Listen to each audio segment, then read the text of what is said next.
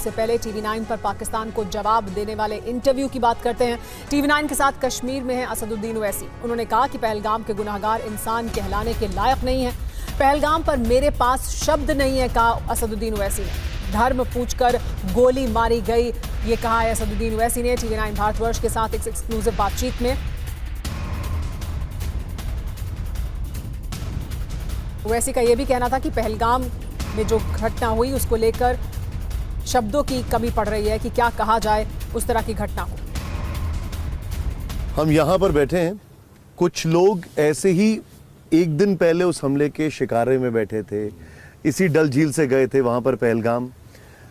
हमने पहले भी कई हमले देखे हैं, पहले भी कई आपदाएं देखी हैं, देश ने पहले भी कई दर्द देखे हैं, लेकिन हमने ओवैसी साहब को कभी इतना गुस्से में नहीं देखा इस बार जितना देख रहे हैं हम। नहीं, देखिए गुस्सा नहीं है। अगर आपके दिल में अल्लाह ने एक धड़कता हुआ दिल दिया है, हम तमाम का ऊपर वाले ने इंसान बनाया है। आप एक मशहूर TV एंकर है, हम एक पार्लियामेंट के मेंबर हैं, मगर सब चीज़ों के बाद हम इंसान हैं। तो आप तो इन चीज़ों को देखकर आपको तकलीफ़ होती है। और आप पूछ रहे हैं समुदाय, रिलीजन पूछ रहे हैं, कलमा नहीं पूछ रहे हैं, गोली मार रहे हैं।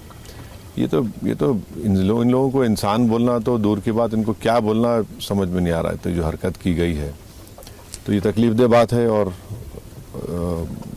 मैं तो जब सोचता हूँ कि उन परिवार पे क्या गुजर रही होगी, इतने दिन हो गए, मगर अब ये गम ऐसा है कि ज़िंदगी भर उनको झेलना है।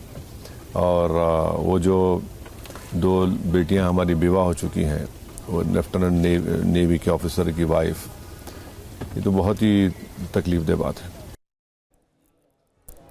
देखिए, ये तो एक छोटा सा अंश है उस इंटरव्यू का जो हमने अभी आपको दिखाया। ये पूरी बातचीत अब से थोड़ी देर बाद 5:55 पर आप TV9 भारतवर्ष पर देख सकते हैं। कश्मीर से असदुद्दीन ओवैसी का इंटरव्यू पहलगाम हमले के बाद आपको दिखाएंगे। लेकिन आपको मैं बता देता हूं कि और कुछ क्या बातें कही हैं ओवैसी ने।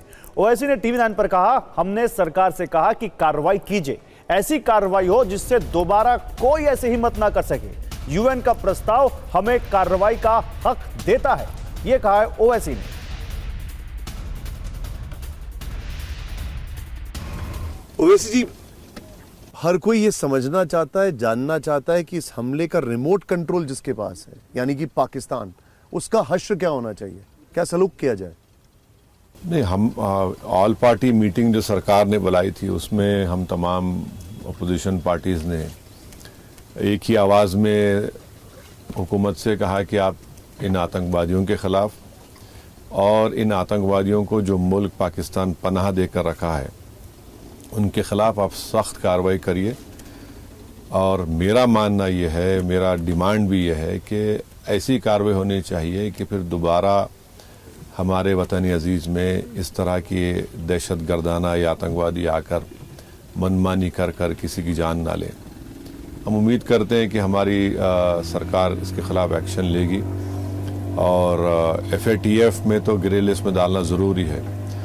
आपको याद होगा कि 26/11 का वाक़या हुआ, जब FATF के ग्रे लिस्ट में पाकिस्तान आया तभी जाकर वो जो थोड़ी कार्रवाई तेज़ हुई।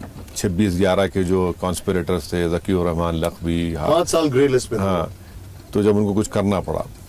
और उसके बाद ये देखिए, ये जो माफ़ करना आपकी जो बिरादरी है जो बोल रही है कि बदला नहीं है, ये हमारे को हमारे डिफेंस में एक्ट करना है। और चाहे वो स्टेट हो, नॉन स्टेट एक्टर्स हो। और आर्टिकल 51 यूनाइटेड नेशंस का हमको इजाज़त देता है। 9/11 के बाद जो सिक्योरिटी काउंसिल का रेजोल्यूशन है जिसमें सब मेंबर स्टेट से कहा गया कि कोई मेंबर स्टेट अपने मुल्क में टेररिज्म को, आतंकवादियों को पनाह नहीं देगा, ट्रेनिंग नहीं देगा, फाइनेंस नहीं करेगा। पाकिस्तान मुसलसल उसकी वायलेट कर रहा है। तो जितने भी स्टेप्स उठाने हैं उठाना चाहिए और एक ठोस कार्रवाई करना चाहिए। और ये तो प्रेरोगेटिव गवर्नमेंट का है, मगर इसके साथ ही साथ मैं ये भी कहूँगा कि एक अकाउंटेबिलिटी भी फिक्स होनी चाहिए। और हमारी जो देश की डिटरेंस पॉलिसी है उस पर असरनो हमको जायज़ा लेना पड़ेगा। असदुद्दीन ओवैसी से पूरी बातचीत आप देख सकते हैं आज शाम 5:55 पर। और क्या उन्होंने कहा इस इंटरव्यू में, कुछ अंश आपको और दिखाते हैं। TV9 से बातचीत में असदुद्दीन ओवैसी ने कहा कि पाकिस्तान को जवाब देने का वक्त आ गया है। पाकिस्तानी आर्मी नहीं चाहती कि दोनों देशों के रिश्ते सुधरे। जवाब ऐसा हो कि पाकिस्तान दोबारा कुछ करने से पहले 100 बार सोचे। तो असदुद्दीन ओवैसी का यह इंटरव्यू पहलगाम आतंकी हमले के बाद कश्मीर में किया गया है। हमारे सहयोगी निशांत चतुर्वेदी ने इंटरव्यू किया है, जिसमें उन्होंने बहुत सारी बड़ी बातें कही हैं।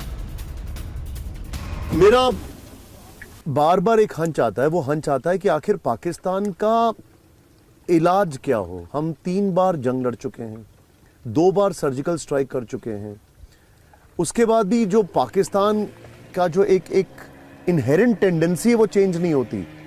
क्या परमानेंट इलाज है? फुल एंड फाइनल पाकिस्तान का कैसे किया जाए? चेंज नहीं हुई वो उनका। देखिए, जब तक वहाँ पर मिलिट्री एंट्रेंस्ड है, मिलिट्री एक इंडस्ट्री है वहाँ पर, और वो कभी भी नहीं चाहेंगे कि हमारे पड़ोसियों से ताल्लुकात उनके अच्छे हो जाएं। भारत छोड़िए, अफगानिस्तान के बॉर्डर पोस्ट पर गोलियां चला रहे हैं, ईरान के बॉर्डर पोस्ट पर गोलियां चला रहे हैं, हर जगह ये लोग अपनी गंदगी को फैला रहे हैं।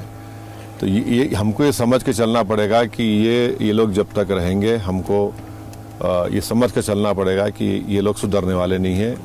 तो इसीलिए एक हुकूमत के पास ये ज़रूरी है कि अब की बार हम लोग उनको एक मौसर जवाब दें, कॉन्क्रीट जवाब दें, ताकि वो 100 मरतबा सोचें दोबारा इस तरह की हरकत करने। अगर सोचते हैं तो सोचना पड़ेगा उनको। TV9 के साथ इस इंटरव्यू में असदुद्दीन ओवैसी ने एक खास बात कही। उन्होंने कहा कि पाकिस्तान को सुधारने का वक्त आ गया है। ये फैसला भारत सरकार को करना है। सरकार के हर फैसले के साथ मैं हूं, ये ओवैसी ने साफ किया। अब आतंक पर रोक लगनी ही चाहिए। पाकिस्तान ने सीमा पार कर दी है, यानी पाकिस्तान ने सारी हदें पार की हैं और अब इस पर रोक लगाने की जरूरत है। सरकार जो भी कदम उठाएगी उसके साथ हूं मैं, ये कहा असदुद्दीन ओवैसी ने।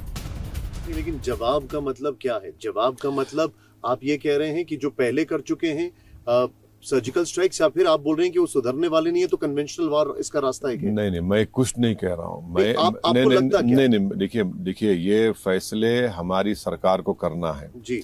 हम अपनी तकलीफ को, उन दूसरे लोगों की तकलीफ को और दूसरे लोगों की जान बचाने के लिए हम अपनी सरकार से, हमारा राइटफुल डिमांड है कि आप जो भी स्टेप लेंगे हम उसकी तायीद करेंगे, मगर होना ये चाहिए कि ये रुके, इस पर रोक टोक लगे। ये तो ऐसा तो नहीं है ना कि आप आएंगे और किसी की जान ले लेंगे।